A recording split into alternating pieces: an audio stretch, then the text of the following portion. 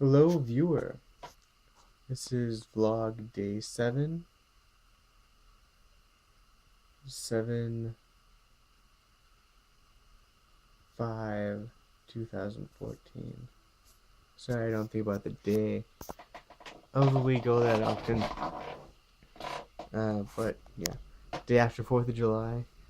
Uh, if you've been watching the vlogs, then you will notice that day 6 was short because I discovered last night that my camera has limited memory space on it. Yeah, it's a cell phone. See if this is what's recording the uh the vlogs thing. So uh yeah, so it actually got, something understandable, but it sort of cuts off really early without me saying goodbye or anything. And I had like 10 more minutes after where it's cut off. So previous vlog is short. I had to um, dump a whole bunch of pictures and videos that were on my cell phone. I'm gonna have to take the vlogs off pretty soon, so I'll have more room for more of them. I could take music off, but I really don't want to. I have so little of the music that I like on there. I'm not gonna take some off for video space. Not right now. Okay, so yeah, I covered that. A new book. Tonight, yeah, let's start from the end. Tonight, I went rock climbing. Let's see, if I get light on my hand, you see it. Uh, there's the calluses on my hands from rock climbing. It's the proof I have for you. So get them all. Get some all calloused up in certain places from grabbing onto the hold.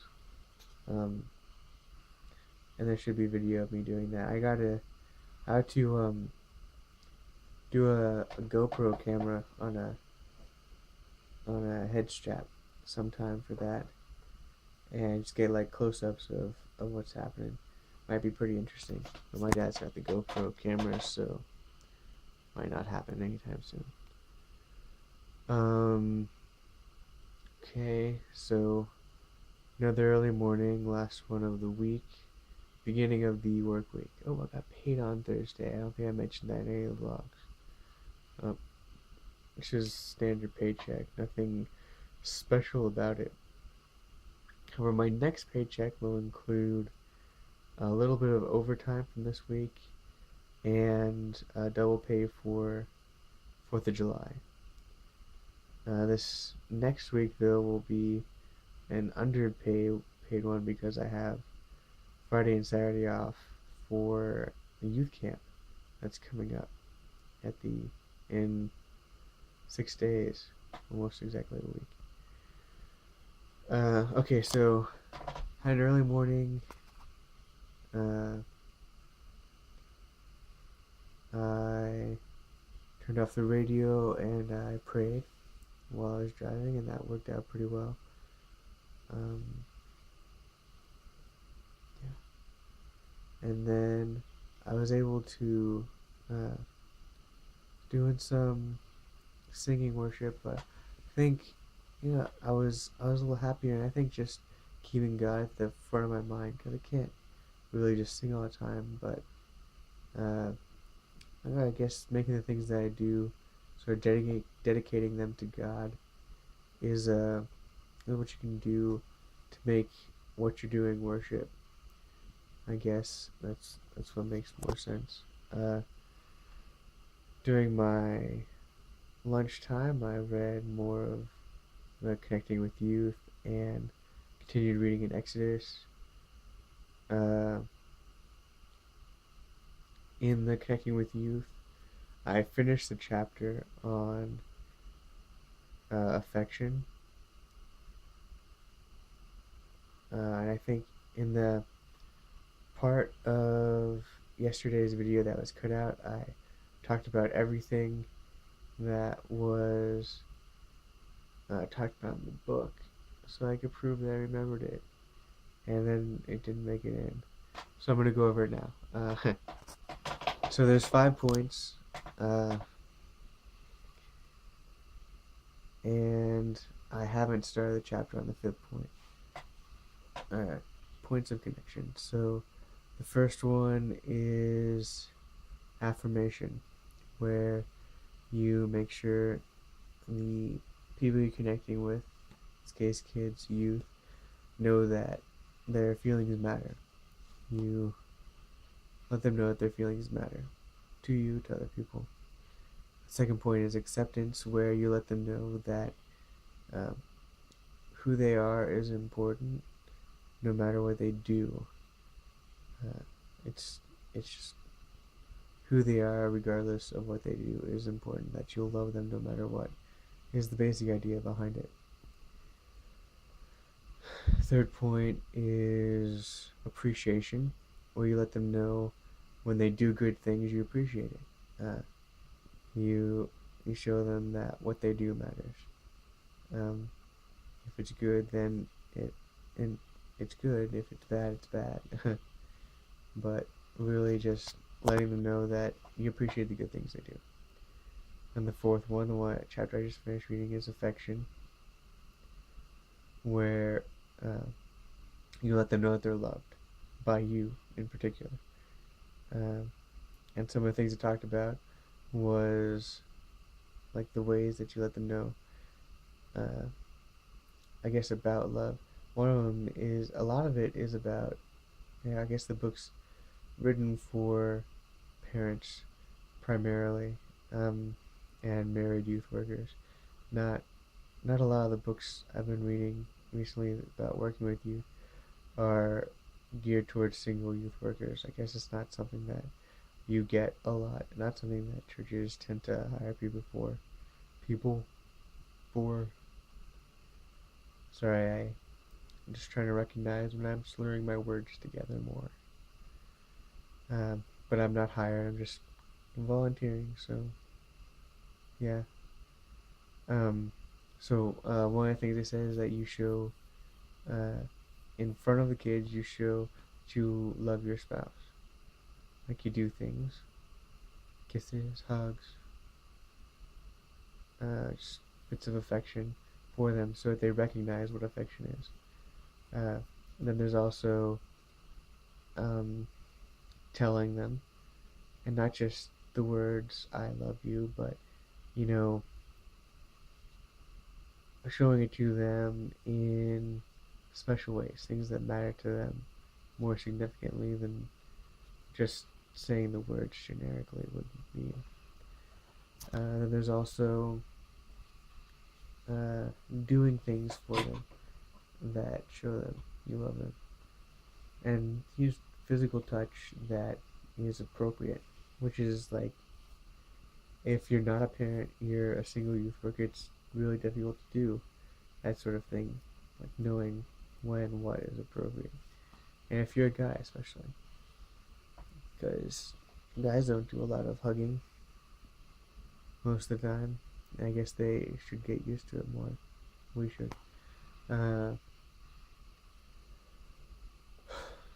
And I had read on like the very beginning of the next chapter, and I forgot what the point was.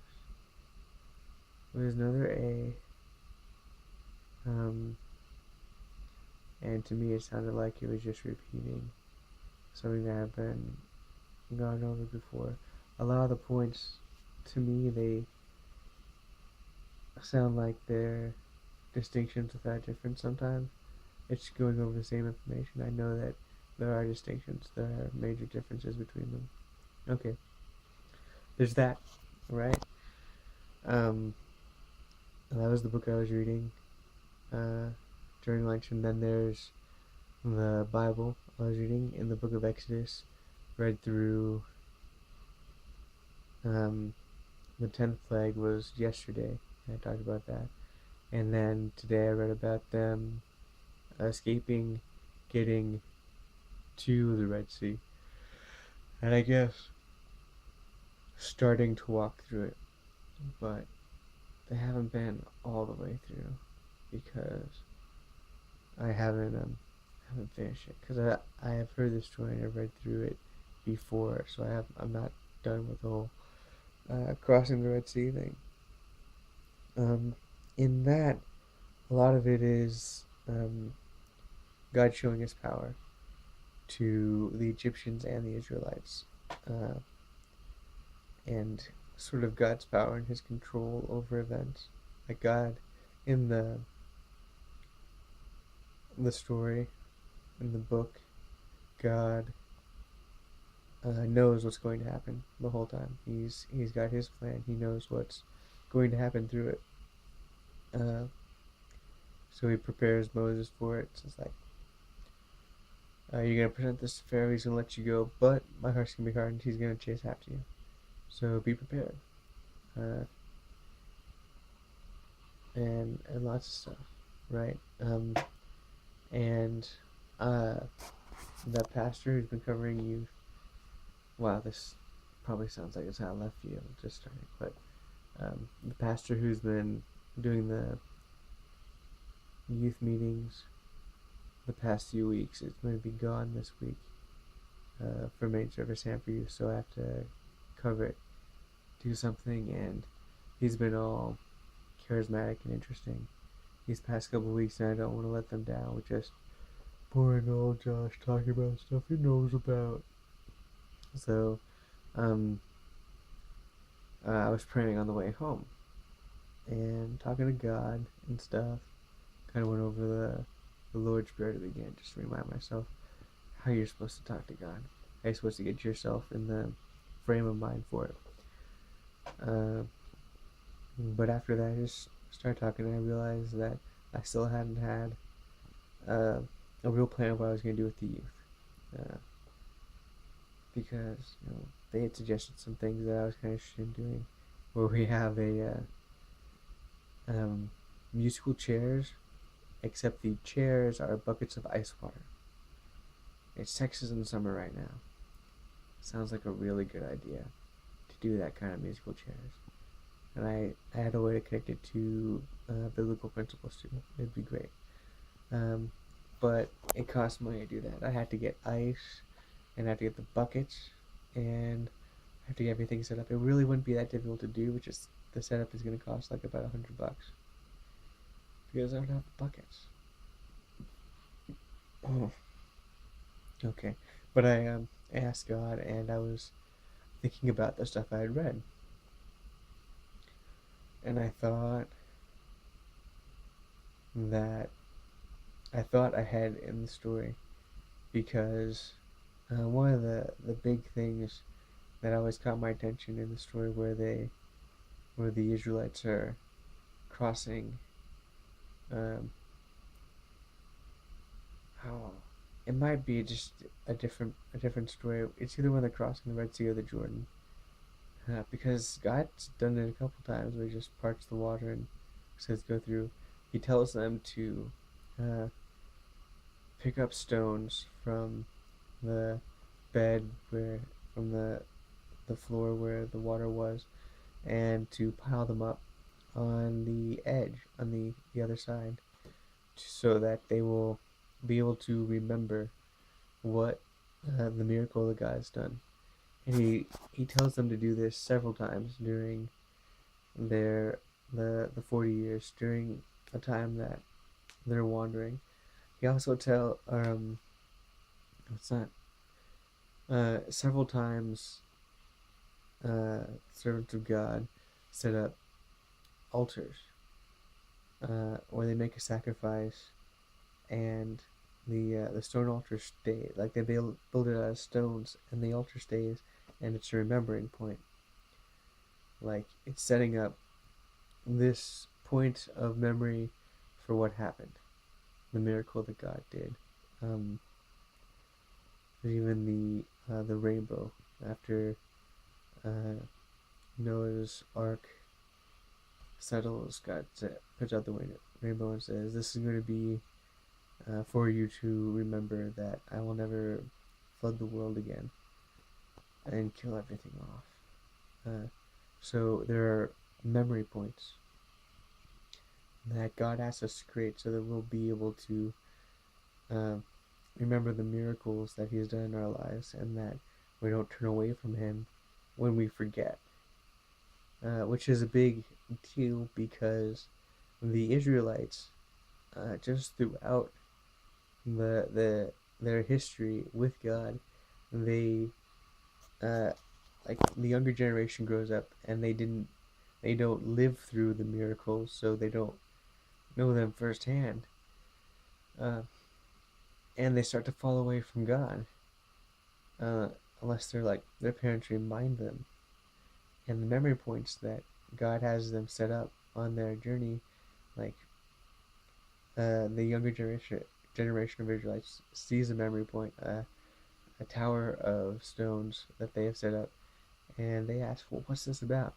And the older generation says, "Well, we set that up because God got us uh, parted this sea or this river and told us to put up these stones. He did this miracle for us, uh, and we put up the stones so we would remember it." And then the generation's like, "Oh, God did that? Like seriously? You didn't tell us this before? We've been worshiping all these other people, but this God guy sounds pretty like real deal power." Um, so kind of like off on not really tangent, but I just got off on just talking about it. Um, so back to the the main point is that after I went over that stuff when I was praying, I thought, well, I can do this with the youth group. And I mean, I'm doing this video here. It's kind of what I want to do for them. I mean, that's what these videos are for me. They're kind of memory points. They're not memory points for the work God has done in my life. They're just memory points for me on a daily basis. Something I want to do to be able to remember day-to-day life, because it actually changes a lot over years, and I have this opportunity with this camera phone to do this, and I want to make this regular so I sort of have a snapshot of where I've been and where I'm going. But back to the main point here, I want to use a camera and have the kids explain while they're in a group to each other and a camera the work the God has done in their lives, so that it will be their memory point, so that they can go back to it and remember that they knew this stuff, that they knew that God did these things in their lives at one point, and when life gets difficult and they want to forget the God has done these things, they have this point to go back to remember. And I guess the plan is to uh, do the video and then put it up on Facebook and YouTube and tag everybody that was in it, so that they can go back to it time and again if they want, and just see different things that guys are in their life and in the lives of their friends. So yeah, that's the big stuff. Um, and I actually had quite a bit to talk about in this one, so not a short one, especially hopefully if I turn the phone around and it's still, running. Um, let's see. Oh, last time I talked about the books I did start reading last night. Um, so good books. Love those books. Getting kind of tired. I don't think there's a lot more. Saturday night, tomorrow Sunday, so I had to get the stuff prepared. Um, yeah, so vlog day 7. Yeah, I hope I said day 7. Beginning of mine, I said day 6. Vlog day 7. Date is 7/5/2014. Goodbye.